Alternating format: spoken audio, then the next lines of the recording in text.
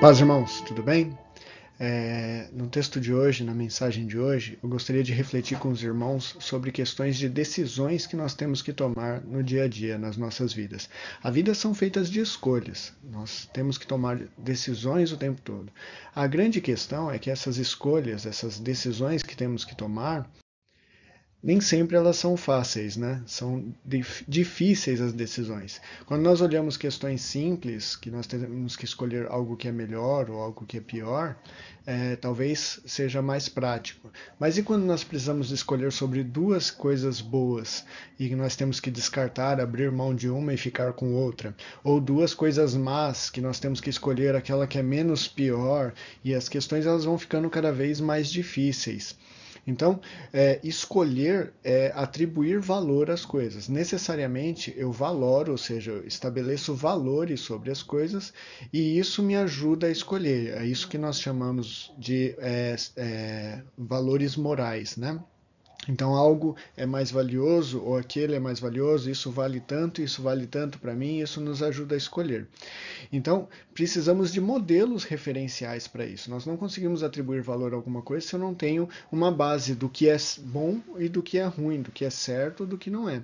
Então, nas nossas experiências de vida, nós aprendemos a buscar determinada coisa que nós fomos ensinados que é melhor do que outra determinada coisa que nós fomos ensinados que é pior.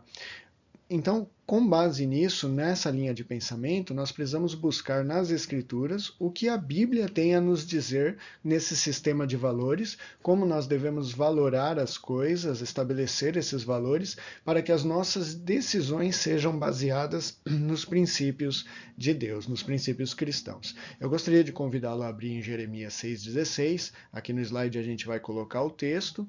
Porém, se você puder utilizar a sua Bíblia também para anotar, é sempre bom, tá? Manter o hábito. Então vamos lá. Diz assim o texto: Assim diz o Senhor: Ide às ruas, olhai e perguntai pelos caminhos antigos, qual é o bom caminho, e andai por ele. E achareis descanso para vós. Mas eles disseram: Não andaremos nele. Então, quando o texto fala que ide perguntar pelos caminhos, ide às ruas, algumas traduções elas trabalham com o termo ide às encruzilhadas, aos cruzamentos, né? Num dicionário léxico, seria caminho, negócio, costume, conduta, ação, comportamento, modo de agir, tudo isso. Num dicionário simples, essa palavra encruzilhada, ou esses caminhos, seriam locais onde se cruzam, onde nós temos um cruzamento. Situações difíceis de opções de escolha, seriam essas encruzilhadas aí que nós temos que decidir, justamente o assunto que nós estamos falando. O texto ele começa com assim diz o Senhor. Logo então nós podemos dizer que Deus está nos aconselhando diretamente. E o que Deus nos aconselha então a fazermos nesse sentido na hora de tomarmos as decisões nesses momentos de encruzilhada, de tomar uma das direções? Então, em primeiro lugar, Deus nos aconselha a pararmos e observarmos. Logo no começo do texto diz: Ide, olhai e perguntai pelos caminhos antigos. Ponha-se nas encruzilhadas e olhem. É assim que diz a tradução Revista e Corrigidas. Ponham-se nas encruzilhadas e olhem. Essas duas palavras, ponha-se e olhem, que aí nesse texto aí que está na século XXI diz olhai e perguntai, né? São duas palavras no hebraico que é hamad e haas. A primeira significa estar em pausa, parado, estar em pé, permanecer, colocar-se, parar-se. A segunda diz olhar, observar, ter visão, conhecer, perceber, prover. Perceba que o conselho de Deus é pare nesse cruzamento e observe, e olhe, e tenha calma. Salmos 41 diz, esperei com paciência no Senhor, né? O Salmo é bem conhecido e segue por essa linha. Esperar com paciência é ficar parado perante uma decisão que implica uma decisão, você ter uma paciência. Só que paciência é diferente de passividade. Não é você não agir. Paciência, de acordo com os princípios bíblicos, quando você olha o Salmo 40 ao decorrer dele, tem um caminho a ser trilhado. Então, significa esperar em Deus. Paciência bíblica não é uma passividade, é sim uma confiança que Deus ele vai agir, ele vai fazer. Então, quando nós falamos de ter paciência no caráter bíblico, nós estamos falando de esperar em Deus, de confiar em Deus. Provérbios 16, 9 diz: O coração do homem considera os seus caminhos, mas o Senhor lhe dirige os passos. Então nós podemos ponderar. Quando falamos de coração no contexto hebraico, seria o centro de tomada de decisão do homem. Basicamente, o coração para eles é o que nós temos hoje como cérebro. Nós falamos nosso cérebro, né, que raciocina, que pensa, que contém as emoções, que tem que deliberar sobre tudo isso. Então, o coração do homem, ou sua mente, ou sua razão, você pode ponderar os caminhos. Porém, como diz aqui no versículo 9 de Provérbios, o Senhor dirige os passos. Mas para isso nós precisamos entregar esses passos para Ele, nos entregar a Ele, confiar, esperar por Ele, saber esperar por Ele. Então, nesse primeiro momento, temos que parar e observar. Nós temos que ponderar, nós temos que raciocinar, nós temos que ver, enxergar o que é emoção e o que é racional, o que é simples afã de querer fazer, de querer ter, de querer um emocional, e o que é racional, o que é verdadeiro, o que, olha, mas se eu olhar bem esse caminho aqui, ele muitas vezes escolhemos atalhos, né? E já diz o sábio, né? Atalho, se fosse bom, seria caminho, não seria atalho, né? Então, essa questão de emoção e razão, de equilibrar tudo isso, requer parar e observar. Consultar a Deus e saber qual é a vontade de Deus. Viver na presença de Deus. Dúvidas são saudáveis, porque elas nos ajudam a crescer, a construir, a subir na vida. As dúvidas, elas devem vir para nos construir conhecimento. Mas somente quando tratamos as dúvidas de forma correta. Como que é a forma correta? Depositando na presença de Deus. Estando na presença de Deus. Não é simplesmente ficar parado. Consultar a Deus, é dar tempo para Deus trabalhar em nossos corações e não tomar decisões simplesmente em caráter emocional. Em segundo lugar, Deus nos aconselha a perguntar pelos caminhos antigos. O texto diz: olhai e perguntai pelos caminhos antigos. Os caminhos antigos, caminhos no contexto do Antigo Testamento, é muito trabalhado. Nós encontramos em Jeremias 18:15, Deuteronômio 5:33, Deuteronômio 6, de 6 a 7, 32 e 7. Então, sempre quando é citado o caminho, geralmente está relacionado à lei, a transmissão de lei de geração em geração, a tradição de que a lei ela deveria ser passada de geração a geração. O povo tinha esse conceito, eles tinham essa cultura de transmitir as escrituras, de transmitir a lei, de transmitir os mandamentos às novas gerações. Então, quando nós procuramos os caminhos antigos, nós estamos perguntando aos sábios antepassados qual é a melhor forma de agir. É a mesma coisa de buscar a lei do Senhor, o que o profeta está dizendo aqui. Porque para eles o caminho é qual é a vontade de Deus. Os judeus tinham o caminho muito claro nesse sentido. Lembra que quando Jesus fala, eu sou o caminho, a verdade e a vida, ele está falando muito claramente a judeus, a gentios e a toda a humanidade. Porque os judeus procuravam constantemente qual era o caminho correto a ser trilhado. Ou seja, como definir a lei para trilhar o caminho correto, o caminho da sabedoria, o caminho da salvação. Faz parte da linguagem judaica essa questão de caminho, né? E os gregos, herdeiros da filosofia grega, sempre buscaram a aletheia, né? A verdade, o que é real, o que é o verdadeiro. Então, quando Jesus diz, eu sou o caminho, ele está falando aos judeus o que os judeus sempre procuram. Onde devemos trilhar o caminho, como interpretar a lei, como devemos agir. E quando nós falamos, quando Jesus fala, eu sou a verdade, ele está dizendo diretamente para os gregos o que é a totalidade do que é real. Então, quando nós estamos procurando pelo caminho, nós estamos procurando o que é real, o que é certo, o que é o ideal, como nós devemos viver, como nós devemos trilhar. Caminho é viver, é caminhar nesta vida, é trilhar esta vida. Então, olhar para os caminhos antigos seria olhar para a lei, seria olhar para o que era ensinado sobre a verdade de Deus. Para nós, o que a palavra diz a respeito disso é que nós devemos buscar nas Escrituras, então, qual que é o melhor, o caminho, né? A forma de se viver. O que a palavra de Deus diz a respeito? Qual o valor atribuído por Deus às minhas alternativas? Então, nós falamos de valores morais no começo. O que Deus considera mais valioso ou menos valioso? O que Deus considera de maior valor e de menor valor. O que as Escrituras nos ensinam em momentos semelhantes a esse que nós devemos trilhar? Então, nós devemos, em primeiro lugar, parar e observar.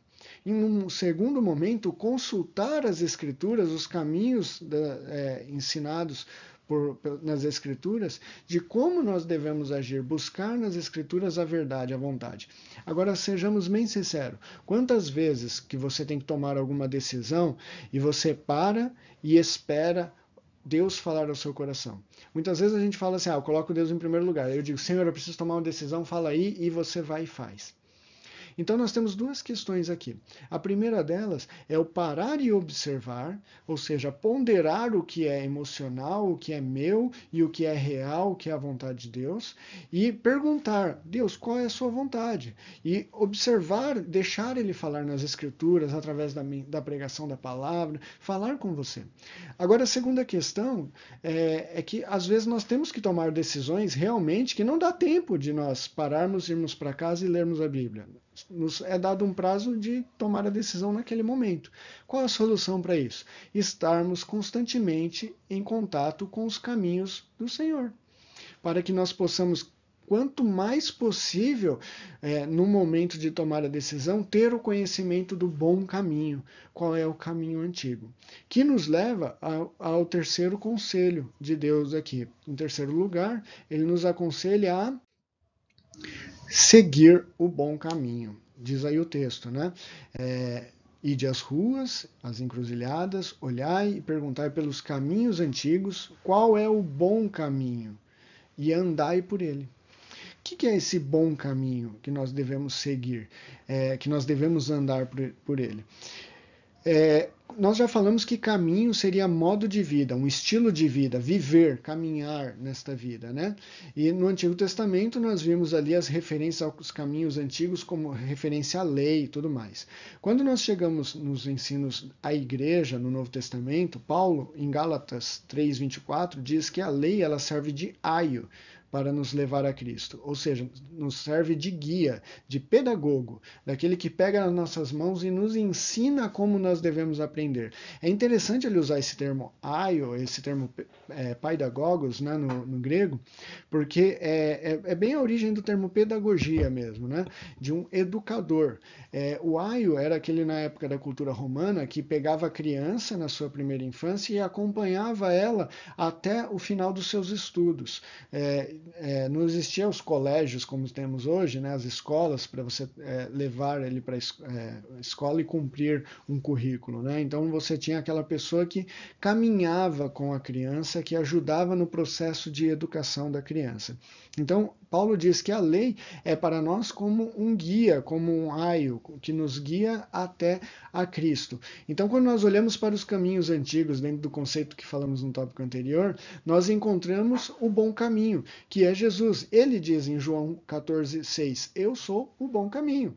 Né? Lucas 9:23, ele nos deixa o caminho mais belo a ser seguido, que é o caminho da cruz.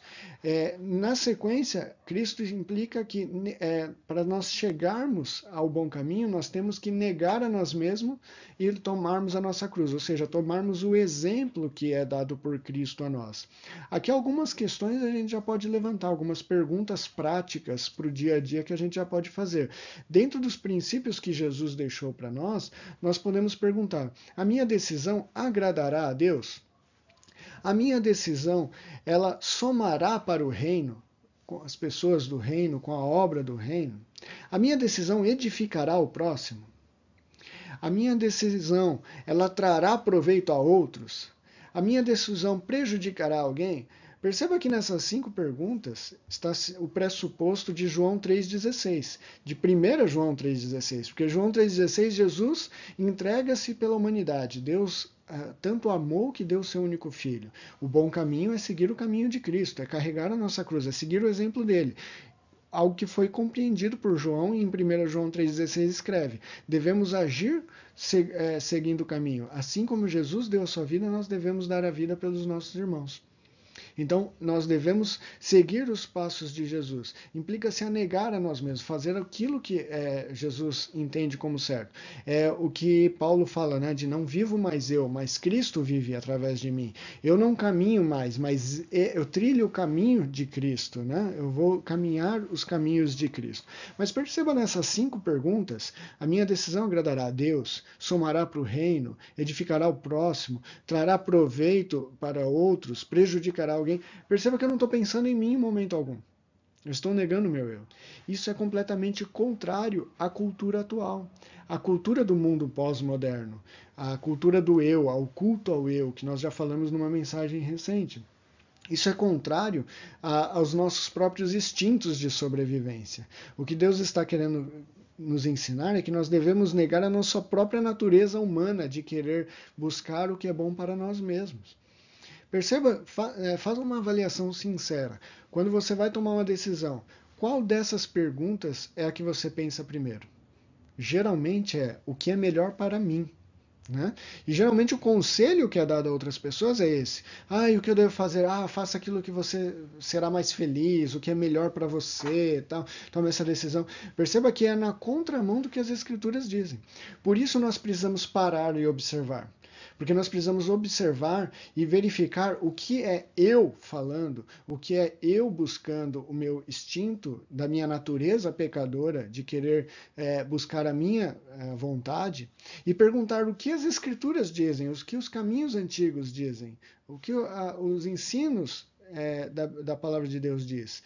E aí nós vamos identificar o bom caminho, que é o exemplo dado por Cristo, e nós devemos seguir este caminho. Caminhar.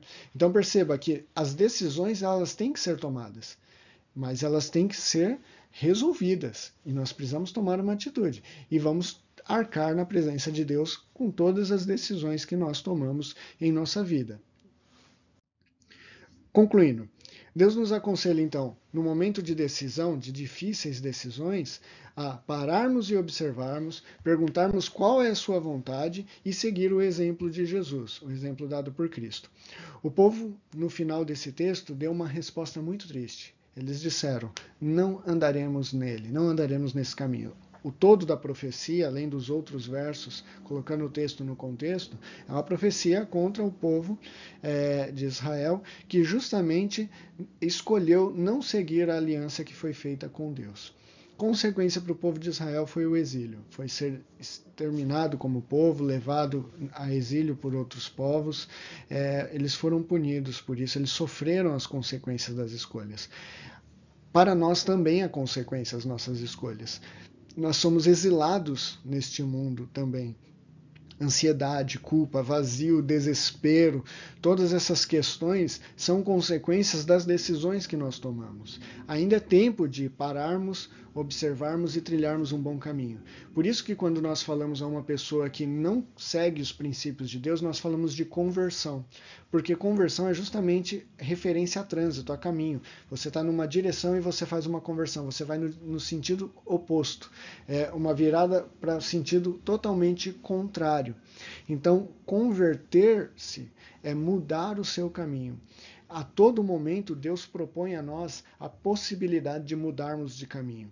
Talvez você já tenha se convertido e siga o caminho de Deus, mas constantemente tem tomado decisões nos quais você não para observar, nos quais você não ora e consulta as Escrituras para saber a vontade de Deus, o que Deus tem a dizer a respeito daquilo, no qual você não olha para Cristo e segue a Cristo ou aos princípios cristãos. E as consequências, assim como o povo de Israel Israel estava colhendo as consequências nesta profecia de seus erros, de suas decisões mal tomadas, assim nós podemos estar colhendo também consequências de nossas decisões. O mais importante é que nós podemos, nesse momento, tomar uma nova decisão. Talvez essa decisão seja difícil para você. Você parar, observar e abrir mão daquilo que tem te levado para um caminho ruim, para um caminho distante de Deus. Mas essa decisão difícil também deve ser tomada e nós devemos seguir, caminhar. E aí a conclusão de tudo isso, as consequências dessas decisões, nós iremos desfrutar em toda a eternidade. Que Deus abençoe a todos e fiquem em paz.